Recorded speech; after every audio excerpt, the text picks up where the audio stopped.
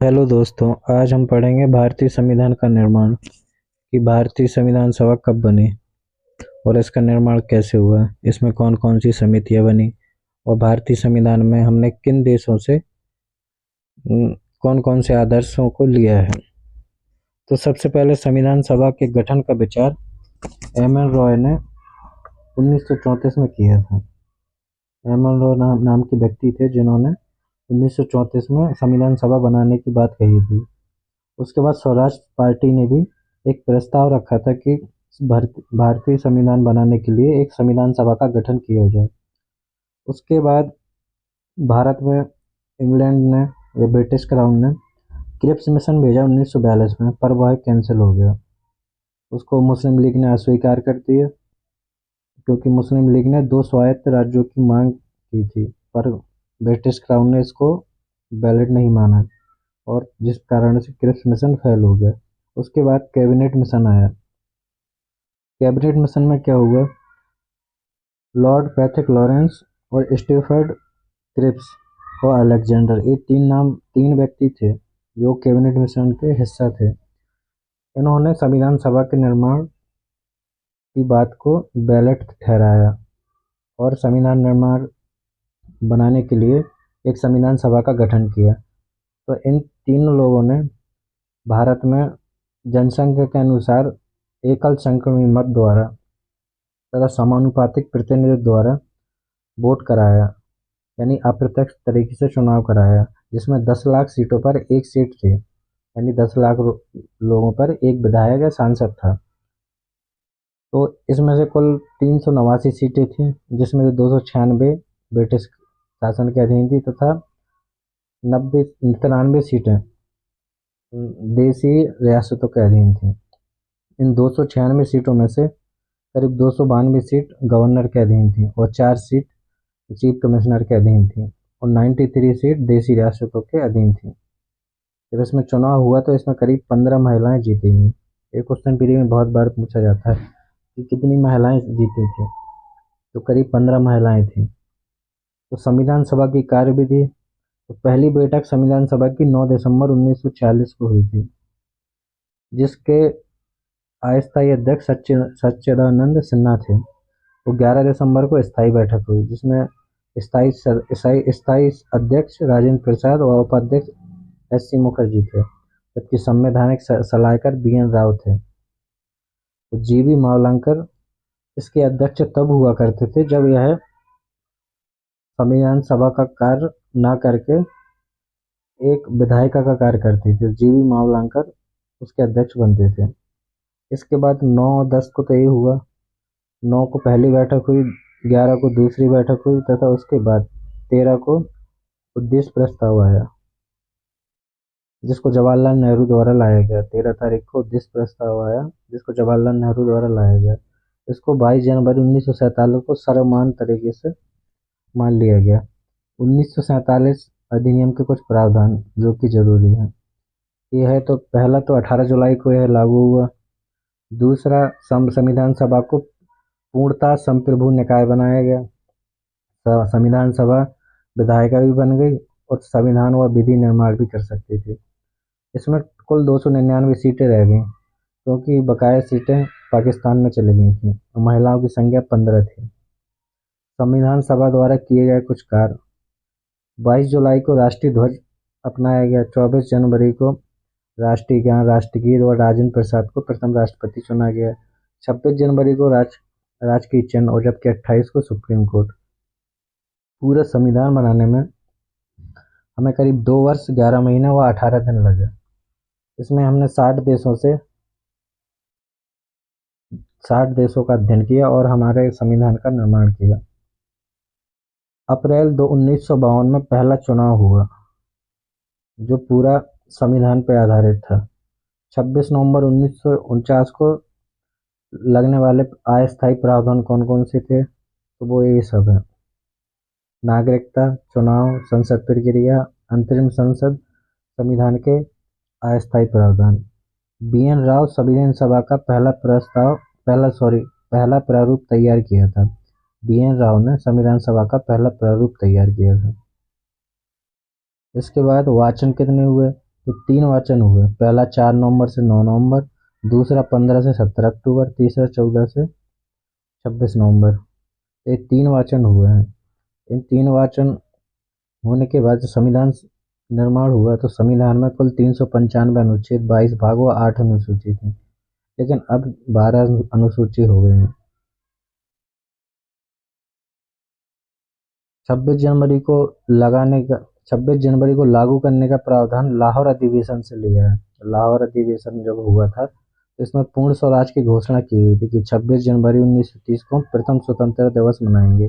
इसी कारण से 26 जनवरी 1950 को हमारे संविधान को लागू किया गया। अब कुछ कुछ समितियां पढ़नी है कि कौन कौन सी समिति है। तो संविधान सभा में कुल 22 समितियां बनी, जिनमें से कुछ इम्पोर्टेंट इस प्रकार है। संघ शक्ति समिति जवाहरलाल नेहरू इसके अध्यक्ष थे। संघीय संविधान समिति, राज्यों से समझौता करने वाली समिति, इन तीनों के अध्यक्ष जवाहरलाल नेहरू थे। मूलाधिकार व अल्पसंख्यक संबंधी समिति, इन दोनों की समिति के अध्यक्ष वल्लभ भाई पटेल थे, जबकि मूल अधिकार के उप समिति के जेबी कृपलानी और अल्पसंख्यक के एस.सी. मुखर्जी थे। प्रक्रिया, नियम, संचालन, राष्ट्रीय ध्वज संबंधी तदर्थ समिति के अध्यक्ष राजेंद्र प्रसाद थे। संविधान सभा के कार्यों से संबंधित समिति जीबी मावलंकर थे। कार्य संचालन समिति के.एम. मुंशी, सदन समिति पट्टाभी सीतारामैया, प्रारूप समिति भीमराव अंबेडकर। प्रारूप समिति से संबंधित एक क्वेश्चन आता है कि प्रारूप समिति क्या है, इसके सदस्य कौन कौन थे। तो इसमें कुल 7 सदस्य थे। इसका गठन 29 अगस्त 1947 को हुआ था। भीमराव अंबेडकर इसके अध्यक्ष थे, जो कि पहले बंगाल प्रांत से अपना चुनाव लड़कर आए थे। बाद में उनका निर्वाचन मुंबई से हुआ। इसमें भीमराव अंबेडकर, के एम मुंशी, गोपाल स्वामी, मोहम्मद सादुल्ला, अल्लादी कृष्णमा स्वामी, टी कृष्णमाचारी और एन माधवराव, ये 7 व्यक्ति थे। डीपी खेतान की मृत्यु के बाद कृष्णमाचारी ने उनकी जगह ली, जबकि बीएल मित्र ने अपना इस्तीफा दे दिया था क्योंकि उनकी तबीयत खराब रहती थी। तो एन माधवराव ने उनका कार्य संभाला। संविधान की विशेषता क्या क्या है। तो सबसे लंबा व लिखित संविधान भारत का है, जबकि पहला संविधान जो लिखित संविधान था वो अमेरिका ने पहला लिखित संविधान बनाया। इसमें 22 भाग, 395 अनुच्छेद व 12 अनुसूची है। पहले 8 थी, फिर 12 हो गई। अब इसमें कुछ 4 भाग अतिरिक्त भी जोड़ा गया, जैसे 4 का, 14 का, 9 का और 9 का। 4 का और 14 का 42वें संशोधन में जोड़े गए, जबकि नगरपालिका संबंधी संशोधन 74 में था और सहकारी समिति वाला 97 में था। और एक भाग को पूरा ही हटा दिया 7वें संविधान संशोधन में। 7वें भाग को, जो अनुच्छेद 238 था, उसको पूरा ही हटा गया। अब वैसे देखा जाए तो अपने संविधान में कुल 25 भाग हैं, पर हम इनको 22 भागों में विभाजित किए हैं। दूसरा क्या थी विशेषता। पहला तो हो गया सबसे लंबा व लिखित संविधान। दूसरा, विभिन्न स्रोतों द्वारा लिया गया। आंतरिक स्रोत कौन कौन से थे। भारतीय शासन अधिनियम 1935, तो 321, जिसमें 321 अनुच्छेद थे, उनसे 250 अनुच्छेद भारत ने लिए।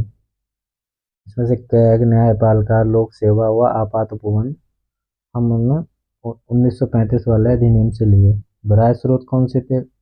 बाह्य स्रोत में ब्रिटेन से लिए संसदीय व्यवस्था ली, विधि का शासन लिया, विधायी प्रक्रिया, एकल नागरिकता, संसदीय विशेषाधिकार, द्विसदनवाद, परमाधिकार लेख, चुनाव में सर्वाधिक मत के आधार पर जीत और संवैधानिक रूप में राष्ट्रपति की स्थिति। अमेरिका से कौन कौन से तत्व लिए। मूल अधिकार, न्यायिक पुनर्विलोकन, संविधान सर्वोच्चता, राष्ट्रपति महाभियोग, उपराष्ट्रपति का पद, न्यायपालिका की स्वतंत्रता, सुप्रीम कोर्ट और हाई कोर्ट के जज को हटाया जाना, पीआईएल, वित्तीय अपास उद्देश्य का।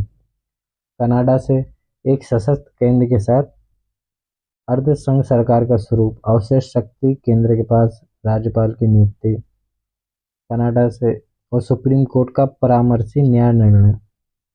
आयरलैंड से राज्य के नीति निर्देशक तत्व, राष्ट्रपति द्वारा राज्यसभा में 12 लोगों की नियुक्ति यानी मनोनयन, राष्ट्रपति निर्वाचक मंडल की व्यवस्था व प्रक्रिया।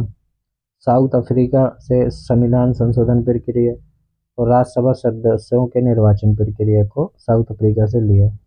फ्रांस से हमने गणतंत्र व्यवस्था, स्वतंत्रता, समानता और बंधुत्व का सिद्धांत लिया। जर्मनी से हमने आपात के समय सारे मूल अधिकारों का निलंबन। ऑस्ट्रेलिया से समवर्ती सूची का प्रावधान, संयुक्त बैठक का प्रावधान ऑस्ट्रेलिया से लिया। रूस से क्या लिया? मूल कर्तव्य और सामाजिक, आर्थिक और राजनीतिक न्याय का आदर्श, ये दो तथ्य लिए। संविधान में कठोर व लचीलेपन का समन्वय, ये तीसरी विशेषता है। ऐसा क्यों बोला जाता है? क्योंकि हमारे संविधान को हम तीन तरीके से संशोधन कर सकते हैं, पर संविधान में दो तरीके लिखे हैं। पहला विशेष बहुमत, दूसरा विशेष से विशेष बहुमत। जबकि सामान्य बहुमत से जब संशोधन होता है तो उसको संविधान संशोधन नहीं कहा जाता। तो भाग 20 और 300 अनुच्छेद 368 में इसके प्रावधान है। सामान्य बहुमत कैसे हम अपने संविधान में कैसे संशोधन कर सकते हैं?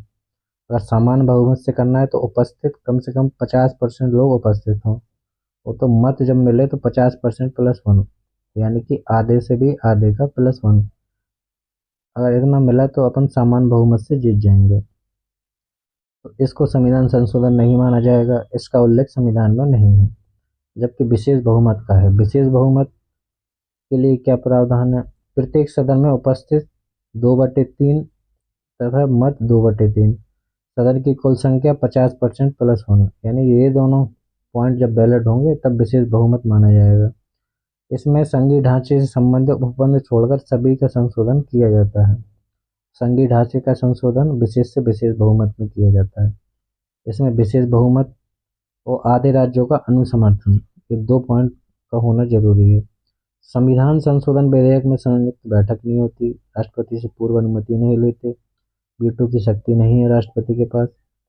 वो 24वां संविधान संशोधन 1971 में वीटो की शक्ति हटा ली गई थी संविधान संशोधन से। संसद संविधान के किसी भी भाग में संशोधन कर सकती है पर आधारभूत ढांचे को नहीं बिगाड़ सकती, ऐसा केशवानंद भारती केस में कहा गया था। अब चौथी विशेषता क्या है? एकल नागरिकता।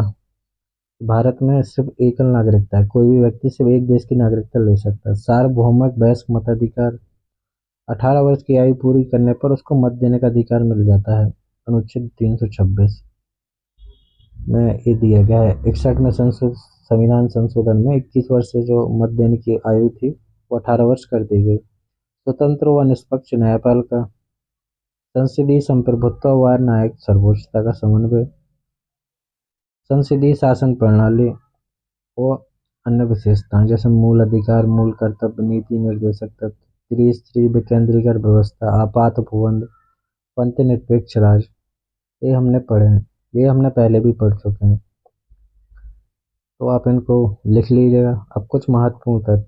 किस रियासत के प्रतिनिधि संविधान सभा में सम्मिलित नहीं हुए? तो हैदराबाद रियासत के। सत्यमेव कहाँ से ले गया? मुंडकोपनिषद से। पहला व सबसे छोटा संविधान यूएसए का। भारत में साम्यवाद के जनक कौन थे? एम.एन. रॉय। महात्मा गांधी को किस अधिवेशन में श्रद्धांजलि? 7वें में। संविधान सभा के सभी निर्णय कैसे हुए? सर्वसहमति से। संविधान किसने लिखा? प्रेम बिहारी नारायण ने। संविधान को हिंदी में किसने लिखा? बसंत कृष्णन ने। संविधान को किसने सजाया? नंदलाल घोष ने। तो ये हैं सारे कुछ इंपॉर्टेंट फैक्ट। अब कुछ क्वेश्चन जो पहले पेपरों में पूछे गए, अगर आप चाहें तो इसका स्क्रीनशॉट ले सकते हैं।